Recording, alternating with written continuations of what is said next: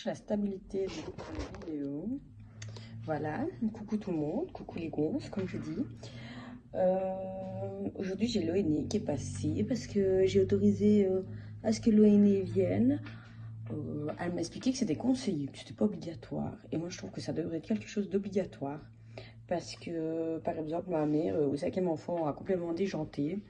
Et je trouve que, genre, s'il aurait né, il aurait accompagné au 5e enfant, puisque c'est jusqu'à 6 ans de l'enfant, ben, elle n'aurait peut-être pas déjanté au point où elle en est maintenant. Bref, franchement, si on vous le demande, dites oui, vous voulez l'ONE. Parce qu'en plus, elle vous donne un nombre incalculable de conseils, mais vraiment super bienveillants, genre super cool, pour bébé, pour maman, elle pense aux deux. Donc c'est vraiment super chouette et ça fait vraiment plaisir d'avoir quelqu'un qui pense aux deux et qui est en toute bienveillance. Donc comme elle l'explique au tout début qu'elle arrive, elle conseille, elle n'oblige pas, elle donne des conseils. Ici, par exemple, c'est pour ça que je voulais encore filmer aujourd'hui, parce que je me suis dit que c'était une vidéo par jour, mais j'ai tellement d'infos qui viennent tous les jours que je vais les oublier au final. Donc ici, elle m'a dit, pour le parc, pas besoin de tour de parc. Parce que ça coûte déjà 100 balles, c'est vrai, ça coûte super cher un tour de parc. Donc pas besoin de tour de parc. Elle m'a expliqué, parce que ça aussi c'est bien. Quelqu'un qui te conseille, mais qui t'explique en même temps. Parce que souvent, ben, on te conseille, mais il n'y a pas de développement après. Et moi, j'ai besoin d'un développement, parce que sinon, je ferai jamais ce que tu m'as dit. Si tu me dis non, et tu m'expliques pas pourquoi tu me dis non, je le fais. Ça, c'est sûr. J'adore trop. Genre, je vais pas dire que je suis une petite délinquante, mais j'aime trop casser les... Voilà, tu vois. Donc... voilà, donc j'étais au tour de parc. Le tour de parc, ça coûte une centaine d'euros et elle m'a expliqué que, oh, il y a le vécu sur le dos. Il est bien là.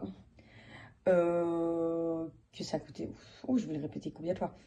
En fait, le fait du tour de parc, déjà, au premier mois du bébé, c'est bien d'en avoir un en bois. Car c'est naturel, c'est mieux pour le bébé. Et il s'habitue déjà à la présence du parc. Puis très souvent, quand on fait des choses, ben, c'est bien de l'avoir déjà déposé. Alors moi, j'ai la super nacelle, comme j'expliquais, qui est géniale. Quand j'ai besoin de faire quelque chose, ben, je le mets là-dedans. Et il faut le mettre tout doucement, tranquillement, parce que sinon il râle, parce que je l'ai mis dedans. Mais si je le fais tout doucement, tranquillement, et que je le fais comprendre que tout va bien, il râle pas. Et puis il observe ce que je suis en train de faire. Enfin, il observe, c'est un grand mot, puisque je crois que la vue vient bien plus tard. Mais en tout cas, il écoute ce que je fais. Et il est très calme, donc j'ai vraiment énormément de chance. Pour le parc, je redis à ça, il vaut mieux que ça soit ouvert parce qu'il a besoin de voir ce que vous faites.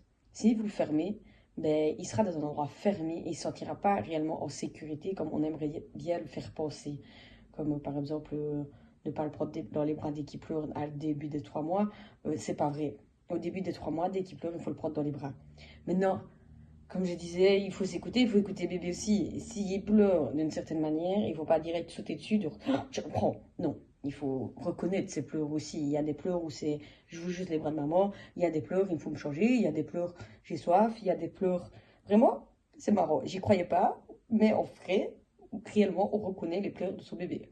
Mais ça ne vient pas du jour au lendemain non plus. Ne vous tracassez pas, ça va arriver. Donc le parc, ouais, dans un endroit ouvert au début des 3 mois, du premier mois, parce que moi je pensais le faire genre au cours des 3 mois, j'avais le temps. Mais elle me dit non, le mieux c'est les 1 mois. Avant, dans le temps, on conseillait dans les 3 mois, mais maintenant on conseille plus tôt parce que le bébé s'habitue déjà à la présence. C'est plus facile pour maman de le poser très vite. S'il y a besoin de faire quelque chose, ben, on le pose vite dedans et on peut faire s'occuper du truc et tout ça. Euh, Quel autre conseil elle m'a donné? Le tour bébé aussi, le tour du lit. Parce que je lui dis alors le tour de parc, ok, mais le tour du lit aussi. Elle me dit oui, pas besoin. Parce qu'encore une fois, ben, il a besoin de voir où il est, ce qu'il fait, et pas besoin d'être enfermé comme une prison dans son lit. Il a besoin de savoir ce qui l'entoure et d'entendre et de voir surtout ce qui se passe. Puisque voilà. Qu'est-ce qu'elle m'a donné d'autre comme conseil? Ah oui, moi j'ai un nid d'ange et un cododo. Parce que vu qu'en plus il est tout petit, ben, le cododo c'est trop grand pour l'instant. Pour lui, il a besoin de se sentir en sécurité. Donc le nid d'ange, ça permet de le sécuriser où c'est plus petit et il est plus serré dedans. Donc en fait, avec en plus les super couvertures que j'ai, que beaucoup de tatins et voilà, d'amis ont offert, euh, il a bien chaud. Mais alors, quand on le met dans le nid d'ange, ben, le fait de le mettre dans le nidoche, il ne faut pas dépasser la couverture de la tête. Moi, quand elle est arrivée, ben, la couverture était genre tout autour de sa tête, bien mise, mais tout autour de sa tête. Et on m'a précisé que ça pouvait soit l'étouffer, soit l'avoir au final sur le visage et que ça soit désagréable pour lui. Et voilà, donc le mieux c'est réellement de bien l'entourer, mais de ne pas dépasser le cou. Et d'avoir toujours un bonnet. Donc je sais pas c'est jusqu'à combien de mois, mais les bébés portent tout le temps un bonnet. À l'intérieur, extérieur, où vous voulez, ils portent un bonnet. Même quand vous faites du pot à pot, c'est bonnet, chaussettes.